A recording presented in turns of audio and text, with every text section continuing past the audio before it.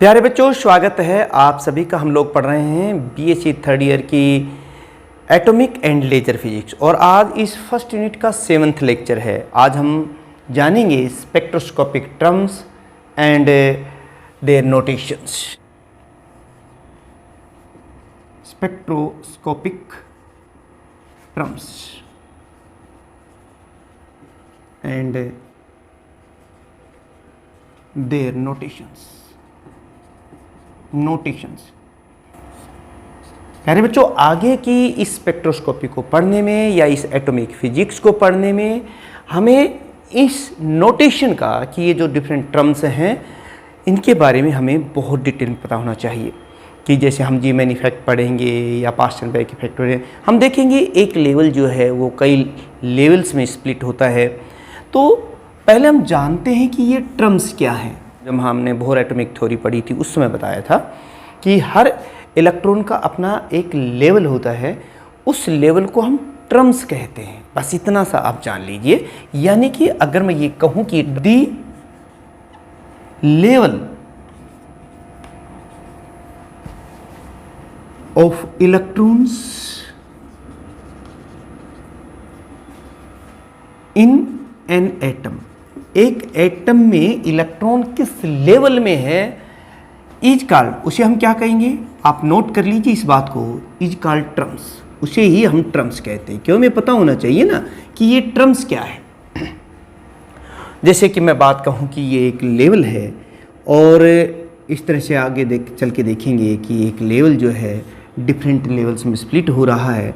तो ये जो लेवल है ना, इसे हम टर्म्स से लिखेंगे, उसको हम टर्म्स कहते हैं। और इस लेवल की एनर्जी कितनी है, यानी कि इस टर्म की एनर्जी कितनी है, उसे हम टर्म वैल्यूज़ के नाम से जानेंगे। यानी कि ये भी हम बता देते हैं आपको, द कोरस्पॉन्डिंग एनर्जी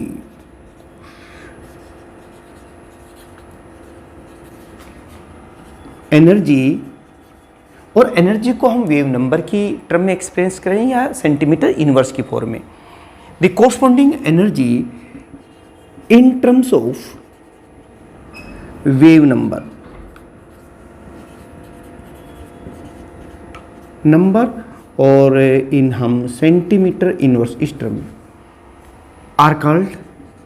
ये तो टर्म्स हैं, लेकिन उनकी कोरस्पॉन्डिंग जो एनर्जी वैल्यूज हैं वेव नंबर की फॉर्म में या सेंटीमीटर इनवर्स की फॉर्म में आर कॉल्ड, उसे हम कहते हैं टर्म वैल्यूज। तो ये हमें पता होना चाहिए, टर्म वैल्यूज। ये देखिए, इस तरह से हमें दो बातों का पता चल गया कि भाई ये टर्म्स क्या होती हैं और उनकी टर्म वैल्यूज क्या होती हैं। अब हम इन्हें रिप्रेजेंट करेंगे, हम इनका नोटेशन देखेंगे। लेकिन हम जानते हैं कि अगर कोई सिंगल इलेक्ट्रॉन है, जैसे हाइड्रोजन एटम के केस में हम लोग देखते हैं, तो ये देखिए एक ही इलेक्ट्रॉन है, मान लो उसमें सिंगल वैलेंस इलेक्ट्रॉन के लिए, तो हम उसे S से रिप्रेजेंट करते हैं, P से रिप्रेजेंट करते हैं। उसमें जो small s p d f ये लिखेंगे अगर सिंगल इलेक्ट्रॉन है किसी एटम में। यानी कि मैं लिख भी देता हूँ यहाँ पर, for 1 valence electrons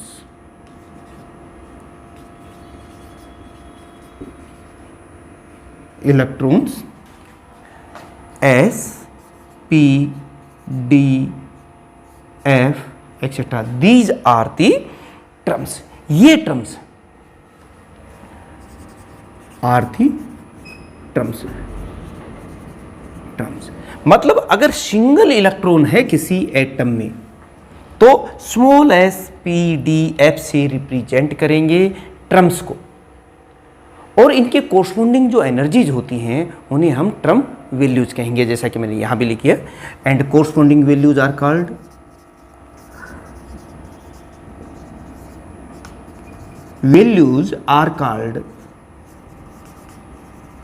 term values.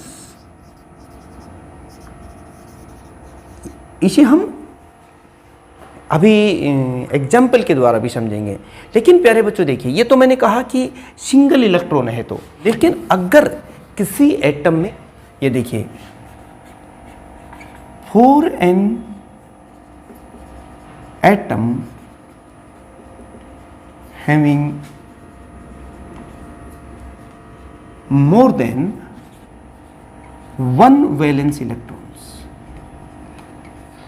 अगर एक से अधिक वैलेंस इलेक्ट्रॉन है तो फिर हम स्मॉल एसपीडीएफ से टर्म्स को रिप्रेजेंट नहीं करेंगे, किससे करेंगे? Capital SPDF. देन ये देखिए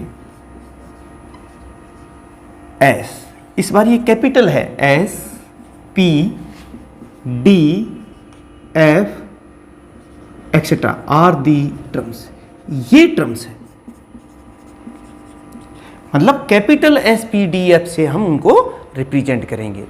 मैं पहले भी बता रहा हूँ आपको कि आगे के लेक्चर्स को समझने में, आगे के टॉपिक को क्लियर करने के लिए ये नोटेशंस हमें आने चाहिए। इन टर्म्स के बारे में पता होना चाहिए, टर्म वैल्यूज के बारे में हमें पता होना चाहिए। ये दे ली, ये क्या कहलाती हैं? Are called terms and corresponding energy values जो होती हैं एंड कोरस्पॉन्डिंग, यहां पर भी वही है, कोरस्पॉन्डिंग एनर्जी वैल्यूज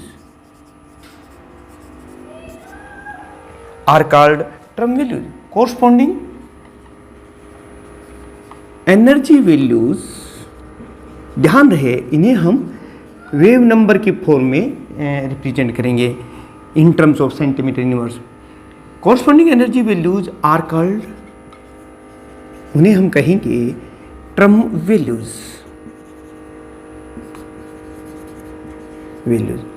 एक बात तो ये आपको पता होना चाहिए। दूसरी एक और बात देखिए प्यारे बच्चों, हमने आपको बताया था कि ये न्यूक्लियस है और न्यूक्लियस के चारों तरफ इलेक्ट्रॉन रिवॉल्व कर रहा है।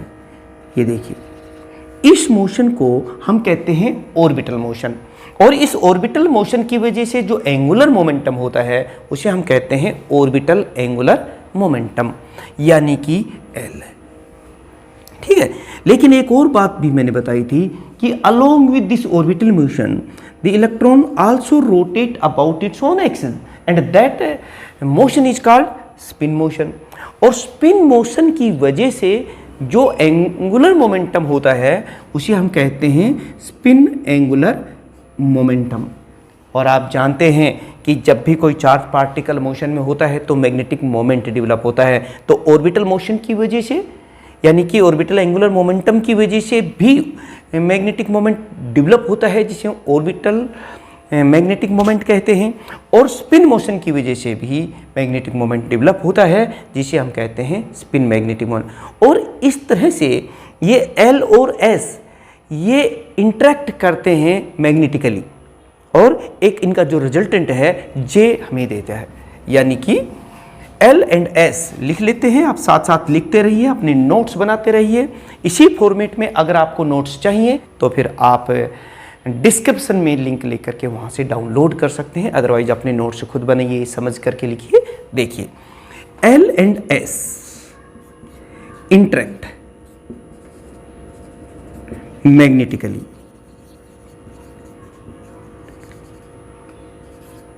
गिव्स क्या देते हैं ये? जे। यानी जे जो है वो इन दोनों का रिजल्टेंट होगा। जे क्या होगा? J equal to L plus S. और इस जे की जो वैल्यूज होंगी वो L plus S to L minus S होंगी। हैविंग, मैं लिख भी देता हूं यहां पर, हैविंग यानी कि जे की जो वैल्यूज होंगी, मैं उसकी बात, L plus S to L minus S, इस तरह से होंगे। और इससे अब हम ये देखेंगे यहाँ पर कि जो डिफरेंट टर्म्स होंगी उनको हम कैसे रिप्रेजेंट करें, उसका नोटेशन क्या है, और उसे हम एक एग्जाम्पल के द्वारा समझेंगे ताकि हमारा कॉन्सेप्ट जाए और ज़्यादा क्लियर हो जाए। फॉर एस टर्म, इस एग्जाम्पल के द्वारा हम समझेंगे। हम जानते हैं एस टर्म के लिए एल की वैल्यू क्या होती है? 0 होती है, और एस कितना होता है? इसकी वैल्यू हाफ होती है। तो फिर स्पिन ऑर्बिट इंटरेक्शन मैंने अभी आपको बताया था, तो जे क्या होता है? Due to spin orbit interaction, due to spin orbit interaction. J की जो वैल्यू होती है वो होती है L plus S to L minus S. तो प्यारे बच्चों बता सकते हो L प्लस एस, L तो 0 है S ऑर्बिट के लिए, ऑर्बिटल के लिए, और ये देखिए 0 plus half to 0 minus half, तो ये कितनी होगी प्यारे बच्चों? ये तो 1/2 ही आएगी, क्योंकि ये मॉडुलस है तो नेगेटिव का कि यहाँ कोई मतलब रह नहीं जाता है। अब प्यारे बच्चों ये देखिए, इसमें एक मल्टीप्लिसिटी, ये तो J की वैल्यू आ गई है, एक टर्म और हमें चाहिए जिसको मल्टीप्लिसिटी कहते हैं, टोटल वैल्यू कहते हैं, यानी मल्टीप्लिसिटी। ये टर्म हमें पता होना चाहिए जो होती है 2s प्लस 1 से, और यहाँ पर हम s जानते हैं, इसकी वैल्यू कितनी है? हाफ, तो मल्टीप्लिसिटी हमारी कितनी हो जाएगी? 2 मल्टीप्लाई बाई 1/2 प्लस 1। ये देखिए, तो 2 से 2 हम कैंसिल कर देंगे और हमारे पास क्या हो जाएगा? 1 प्लस 1, और ये कुल कितना हो गया है? 2। ये इसे हम टोटल वैल्यू या फिर मल्टीप्लिसिटी कहते हैं। ये लिखेंगे जब किसी टर्म को रिप्रेजेंट करेंगे, नोटेशन देखिए। अब इसी को अगर हम रिप्रेजेंट करना चाहते तो नोटेशन कैसे लिखेंगे? ये देखिए, एस टर्म को हम नोटेशन उसको देने जा रहे हैं, तो ये जो टोटल वैल्यू है ना वो तो आएगी ऊपर, ये देखिए 2 और एस, ठीक है, और नीचे जो यहाँ पर आप देखिए जो राइट साइड में नीचे की तरफ लिखे वो J की वैल्यू है, और J की वैल्यू कितनी है? ये 1/2 है, ये देखिए ये हो। इस तरह से हम एस टर्म को रिप्रेजेंट करते हैं। अब तो चाहे कोई भी टर्म हो उसको भी आप रिप्रेजेंट कर सकते, उसका नोटेशन आप देख सकते हैं। यहाँ मल्टीप्लिसिटी आती है जिसे हम टोटल वैल्यू कहते हैं, यहाँ ऑर्बिट का सिंबल, और यहाँ पर J की वैल्यू आती है, और J यहाँ पर हमारी कितनी आई थी? 1/2 था। चलिए अब हम P टर्म के लिए देख लेते हैं, थोड़ा और कंसेप्ट आपका क्लियर हो जाएगा। फॉर P टर्म, चलिए P टर्म में हम क्या देखते हैं कि जो L होता है वो तो 1 होता है, और S कितना हो गया? S होता है 1/2, तो फिर J कितना होगा? J होगा L plus S to L minus S, और यहां से देखिए L प्लस एस कितना होगा? 1 प्लस 1/2 टू 1 माइनस 1/2, ये देखिए, तो इसको हम कैसे करेंगे? ये हो जाएगा 3/2 और ये हो जाएगा 1/2, यानी कि हमारे पास J की दो वैल्यूज आ गई हैं, 3/2 और 1/2। और यहाँ अब हमें क्या और चाहिए? ये देखिए मल्टीप्लिसिटी हम और यहाँ से कैलकुलेट कर लेते हैं, फिर तो नीचे J की वैल्यू आएगी, ऊपर मल्टीप्लिसिटी आएगी और बीच में सिंबल आएगा। मल्टीप्लिसिटी कितनी होती है वो कैसे निकालते हैं? 2s प्लस 1, और s हम जानते हैं, s तो हमारे पास 1/2 है, तो प्लस 1, तो ये कितना हुआ? 2 से 2, ये तो 2 ही आ जाएगा, क्योंकि 1 plus 1 and it is equal to 2। जब हमें मल्टीप्लिसिटी पता चल जाए फिर तो टर्म वैल्यूज हम नोटेशन क्या होगा वो देख लीजिए। अब यहाँ पर व्हाट इज नोटेशन, यहीं से 2, सबसे ऊपर हम क्या लिखते हैं? मल्टीप्लिसिटी जो 2 है, नीचे उसका सिंबल और उसको हम P से ही लिखते हैं, और नीचे जो राइट साइड में सब्सक्रिप्ट नीचे जो हम लिखते हैं वो J की वैल्यू, तो ये होगी 3/2। एक तो J की वैल्यू 3/2 है और दूसरी J की वैल्यू क्या है? 1/2, तो दूसरा जो रिप्रेजेंटेटिव बिल्कुल वैसे ही 2P 1/2, यानी ये जो दो लेवल होंगे, जो दो टर्म्स होंगी, उन्हें हम इस तरह से आगे चल के लिखेंगे। P जो टर्म्स है वो दो लेवल में जो स्प्लिट होगा, एक लेवल ये होगा, एक लेवल ये हो, ये उसका रिप्रेजेंटेशन है, ये नोटेशन है। चलिए ये तो आपने S और P का देखा, एक और ऑर्बिट देख लेते हैं जिसे और कॉन्सेप्ट क्लियर हो जाएगा। D ऑर्बिटल को हम कैसे लिखते हैं, यानी कि फॉर D टर्म्स, यानी कि इन लेवल्स को हम कैसे, मैंने बताया था ना कि the level of electrons in an atom is called terms and corresponding energy values in terms of the centimetre inverse और wave number, that is called term values. तो हम टर्म्स की डी टर्म्स की बात कर रहे हैं, तो डी टर्म्स में जो एल की वैल्यू होती है वो हम जानते हैं वो 2 होती है, और तो फिर एस कितना होता है? S is equal to 1/2। तो फिर ये है, तो फिर यहाँ से हम जे की वैल्यू निकाल लेंगे, और जे होता है स्पिन ऑर्बिट इंटरेक्शन की वजह से जो टोटल वैल्यूज आती हैं L plus S to L minus S. तो फिर कोई बात ही नहीं है, L हमें पता है 2 प्लस हाफ एस की वैल्यू है 2 माइनस हाफ, ये देखिए, और कितनी होगी वो देख 5/2, और ये हो जाएगा 3/2। तो इस तरह से हमारे पास जे की दो वैल्यूज आ गई हैं। अब हम देखेंगे इसको हम कैसे रिप्रेजेंट करेंगे। नोटेशन मल्टीप्लिसिटी देख लेते हैं। मल्टीप्लिसिटी या टोटल वैल्यूज, और ये होती हैं 2s प्लस 1। ठीक है, अब s हम जानते हैं, ये तो 1/2 है पहले की तरह है, प्लस 1। अब देखिए 2 से 2 कैंसिल हो गया, तो 1 प्लस 1, और ये कितना आ गया 2। मल्टीप्लिसिटी तो 2 आ गई है, तो फिर कोई प्रॉब्लम नहीं है मल्टीप्लिसिटी को। तो नोटेशन अब हमें देखना है, नोटेशंस कैसे करेंगे।